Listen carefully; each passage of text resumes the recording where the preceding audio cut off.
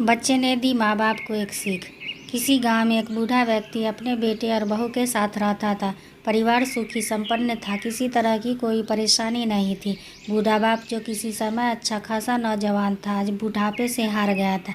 चलते समय लड़खड़ाता था, लाठी की ज़रूरत पड़ने लगी, चेहरा झुर्रियों से भर चुका था, बस अपना जीवन किसी तरह व्यतीत कर रहा था।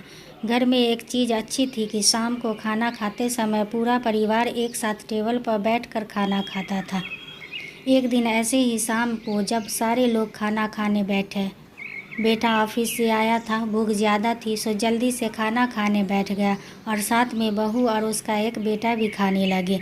बूढ़े हाथ जैसे ही थाली उठाने को हुए, थाली हाथ से छिटक गई, थोड़ी दाल टेबल पे गिर गई। बहू बेटे ने घृणा दृष्टि से पिता की ओर देखा और फिर से अपना खाने में लग गए। बूढ़े पिता ने जैसे ही अपने हिलते हाथों से खाना खाना शुरू किया तो खाना कभी कपड़ों पे गिरता, कभी ज़मीन पर। बहू चीखते हुए कहा, हे राम, कितनी गंदी तरह से खाते हैं, मन करता है इनकी थाली किसी अलग कोने में लगवा देते हैं। बेटे ने भी ऐसे सिर हिलाया जैसे पत्नी की बात से सहमत हो।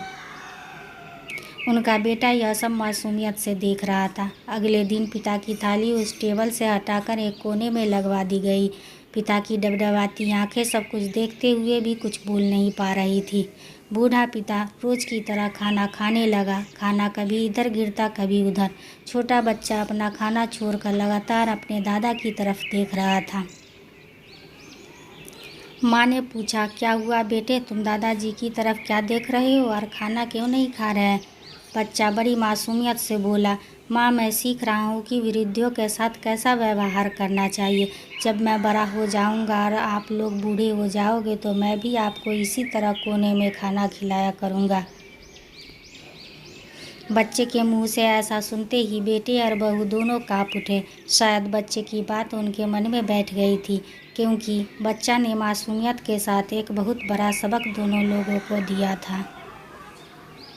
बेटे ने जल्दी से आगे बढ़कर पिता को उठाया और वापस टेबल पे खाने के लिए बिठाया, और बहू भी भागकर पानी का गिलास लेकर आई कि पिताजी को कोई तकलीफ़ ना हो। इस कहानी से शिक्षा मिलती है कि माँ बाप इस दुनिया की सबसे बड़ी पूंजी हैं। आप समाज में कितनी भी इज्जत कमा लें या कितना भी धन इकट्ठा कर लें, लेकिन माँ बाप से बड़ा धन इस दुनिया में कोई नहीं है। कहानी कैसी लगी कमेंट करके ज़रूर बताएं।